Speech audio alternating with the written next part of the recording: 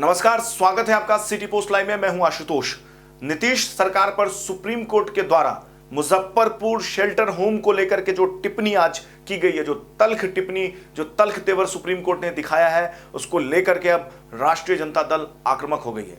राजद के प्रवक्ता और राज्यसभा सांसद मनोज झा ने आज दिल्ली में प्रेस कॉन्फ्रेंस करके नीतीश कुमार का इस्तीफा मांगा है।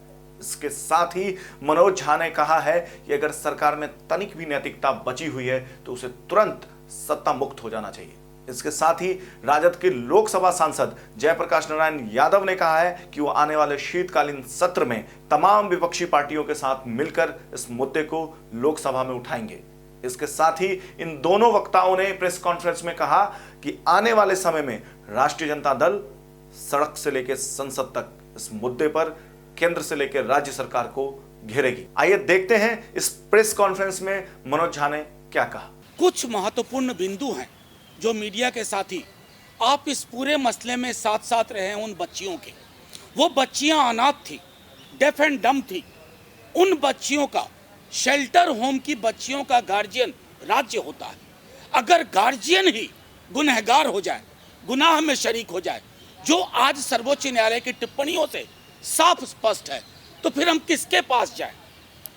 10 वर्ष पूर्व अगर इस तरह की टिप्पणी किसी राज्य के लिए की गई होती तो शाम तक उस राज्य की सरकार का या तो इस्तीफा हो चुका होता या 356 के तहत वहां राष्ट्रपति शासन लगा दिया होता। क्यों? 17 और शेल्टर होम है। टिस की रिपोर्ट का जो चैप्टर था ग्रेव कंसर्न्स, उसमें 17 और शेल्टर होम्स। सुप्रीम कोर्ट की टिप्पणियों को देखिए, शर्मिंदगी से भरा हुआ। सुप्रीम कोर्ट कह रहा है, हम नहीं कह रहे, अमानवीय चरित्र, दुर्भाग्यपूर्ण। राज्य कहता है कि हम गंभीरतापूर्वक काम करेंगे। सुप्रीम कोर्ट ने पूछा कहां है यह गंभीरता? आपकी गंभीरता तो लगता है कि आप लोगों को बचाने में अपनी गंभीरता का इस्तेमाल कर रहे हैं। उन बच्चियों के नजरिए से आप इस उत्पीड़न की दास्तान को नहीं देख पा रहे हैं। सुप्रीम कोर्ट ने साफ तौर पे कहा कि 24 घंटे के अंदर पॉक्सो और 377 के तहत एफआईआर होनी चाहिए। इसका मतलब हम सबको समझना होगा कि क्या वजह थी कि एफआईआर कमजोर किया गया था, क्या वजह थी कि एफआईआर के बहाने बचाने की चेष्टा हुई थी, क्या वजह है कि मुख्यमंत्री जी आज मुख्य सचिव स्वयं थे, मुख्य सचिव को पर्सनल एफिडेविट देना पड़ा। ऐसे पराभव के क्षण, ऐसे दुखद क्षण हमने बिहार के समकालीन इतिहास में नहीं देखे हैं, किसी राज्य के समकालीन इतिहास में हमने नहीं देखा है। दूसरे जो सबसे महत्वपूर्ण चीज है इस पूरे मसले पर, यह आपको साफ तौर पे बताती है पिछली टिप्पणी क्या थी। सर्वोच्च न्यायालय ने कहा था कि राज्य कॉन्स्पिरेटर लग रहा है, आपके प्रोटेक्शन में ये सारी चीजें होती हैं। हम समझ पा रहे हैं ये टिप्पणी कितनी खतरनाक है। ये साफ बता रही है कि राज्य की विधि व्यवस्था के जो पैरोकार लोग हैं वो उनको बचाने में लोग लगे हुए थे जो गुनहगार हैं। और इसकी वानगी एक हमने तब भी देखी कि जब वहाँ के उप मुख्यमंत्री अपराधियों के आगे हाथ जोड़ के कह रहे थे पितृपक्ष में अपराध मत करिए।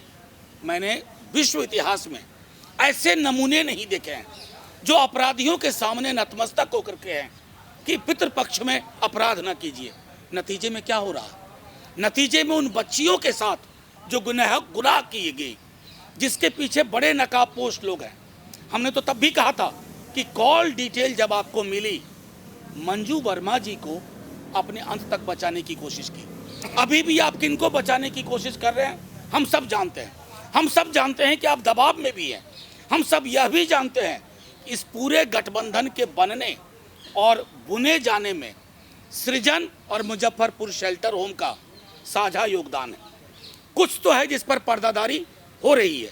माननीय सर्वोच्च न्यायालय का हम शुक्रिया उनके सामने सर झुक के सलाम करते हैं, प्रणाम करते हैं कि अगर सर्वोच्च न्यायालय ने इतनी तल्ख टिप्पणी ना की होती कि इनकी पूरी कोशिश थी कि तमाम ऐसे लोगों को बचा करके निकाला जाए, क्योंकि ये बड़े लोग हैं, हर मामले में बड़े लोग हैं, सत्ता में बड़े हैं, रसूख में बड़े हैं, और दिल्ली से लेकर के पटना तक जो सत्ता शीर्ष पर लोग बैठे हुए हैं उन सबको पता था। क्योंकि वो रिपोर्ट ऐसा नहीं है कि लोगों को पता नहीं थी, सरकार ने वो रिपोर्ट देखी थी। ग्रेव कंसर्न के चैप्टर में 17 और शेल्टर होम्स ऐसे हैं। इसी तरह की जांच वहां क्यों नहीं हो रही है? सोडोमाइज किया जा रहा है और राज्य के संरक्षण में सोडोमी हो रही है। इससे ज्यादा विभत्सकारी कोई चीज नहीं हो सकती। मैं सीधे तौर पे मांग करता हूं, राजनीति कहीं नहीं है इसमें।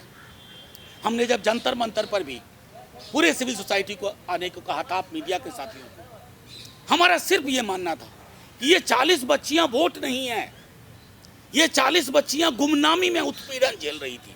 इन 40 बच्चियों के साथ लगातार बलात्कार हो रहा था और बलात्कार करने वाले लोग सत्ता के शीर्ष पर बैठे हुए लोगों के वरदहस्त से काबिज थे। हमने सिर्फ उन बच्चियों को यह बताने की कोशिश की कि बाय डेफिनेशन, परिभाषा के आधार पर शेल्टर होम का गार्जियन राज्य होता है। ये राज्य होती चीज क्या है? मुख्यमंत्री राज्य होता है, उनका प्रशासनिक अमला राज्य होता है। राज्य कोई फिलोसफिकल चीज नहीं है, आम के पेड़ पे लटके आम की तरह नहीं है। राज्य का मतलब मुख्यमंत्री, उप मुख्यमंत्री, पूरा का पूरा ब्यूरोक्रेसी, पूरी की पूरी ब्यूरोक्रेसी, विधि व्यवस्था। लेकिन आप क्या है, मुझे आश्चर्य होता है, एक आध टिप्पणी हमारे दौर की होती थी, महीनों सालों उस पर चर्चा होती थी, लगातार ये टिप्पणियां हो रही हैं। दिल्ली की सल्तनत के कान पर भी जूं नहीं रेंग रही है। लेकिन बिहार की आवाम को पता है कि अपनी बेटियों को न्याय दिलाने के लिए बिहार की जनता सड़क पर भी आएगी। ये मैं सीधी बात कहूं, बिहार की विधानसभा में नीतीश जी, सुशील मोदी जी, आपका एक बहुमत है, लेकिन आपके पास नैतिक बहुमत खो गया। आज आपके पास नैतिक बहुमत नहीं है। और सरकारें जब नैतिक बहुमत खो देती हैं तो चंद दिनों की बात होती है जब जनता अपने न्याय के लिए आपके बहुमत वाली जगह को भी कब्जा कर लेगी। मैं एक आखिरी टिप्पणी करना चाहता हूं। अगर हम इन बच्चियों के नजरिए से चीजों को नहीं देख पाए, आप लोगों का मैं बहुत शुक्रिया अदा करूं। मुजफ्फरपुर शेल्टर होम में अगर बच्चियों को न्याय मिलेगा आने वाले दिनों में, तो हमारे सिविल सोसाइटी के योगदान के अलावा सबसे बड़ा योगदान मीडिया के साथियों का। नहीं तो इस पन्ने को स्याह करके सृजन घोटाले की तरह ये नीचे दबा देते। सरकारें बदल जाती, सत्ता बदल जाती इधर से उधर, लेकिन इनके चरित्र सबके सामने उजागर नहीं होते। ये हम अपने दल की ओर से, नेता प्रतिपक्ष की ओर से, अपने एक एक कार्यकर्ता की ओर से, अपने अध्यक्ष जी की ओर से हम आपके सामने ये बिंदुवार चीजें रखना चाहते थे, क्योंकि सर्वोच्च न्यायालय की टिप्पणी के बाद और तल्ख टिप्पणी के बाद जहां अमानवीय, शर्म हया से च्युत इस तरह के शब्दों का इस्तेमाल किया गया है, मुझको नहीं लगता है कि आज़ाद हिंदुस्तान में कभी किसी राज्य के लिए लगातार इस प्रकार की टिप्पणी की गई हो और राज्य ये कहे ऑल इज वेल। इसका मतलब उस राज्य की सत्ता में खोट है, उसके मिजाज में खोट है। तो देखा आपने कि किस तरीके से मुजफ्फरपुर शेल्टर होम को लेकर के जो सुप्रीम कोर्ट की टिप्पणी है उसको लेकर के राष्ट्रीय जनता दल के नेता किस तरीके से आक्रामक हो गए नीतीश कुमार पर। इससे पहले बता दूं कि बिहार विधानसभा के नेता प्रतिपक्ष तेजस्वी यादव ने भी एक के बाद एक 3 ताबड़तोड़ ट्वीट करके नीतीश सरकार को निर्लज्ज तक कह डाला। गौरतलब है कि जिस तरीके से नीतीश सरकार का, जो बिहार सरकार है उसका जो रवैया है मुजफ्फरपुर शेल्टर होम को लेकर के, जो जिस तरीके से इन्वेस्टिगेशन चल रही है, जिस तरीके से सीबीआई को इन्वेस्टिगेट कर रही है, उससे कहीं ना कहीं सुप्रीम कोर्ट ने अपनी नाराजगी जताई है और बहुत ही तल्ख टिप्पणी की है। अब जाहिर है कि आने वाले समय में यह मुद्दा राजनीतिक मुद्दा भी बनेगा। अब इस संदर्भ में हम तक जो भी लेटेस्ट अपडेट आएगा सबसे पहले हम आप तक पहुंचाएंगे। तब तक के लिए देश और दुनिया की खबरों के लिए पढ़ते रहिए, देखते रहिए सिटी पोस्ट लाइव। और अगर आपने हमारे चैनल को सब्सक्राइब नहीं किया है तो हमारे चैनल को सब्सक्राइब करें।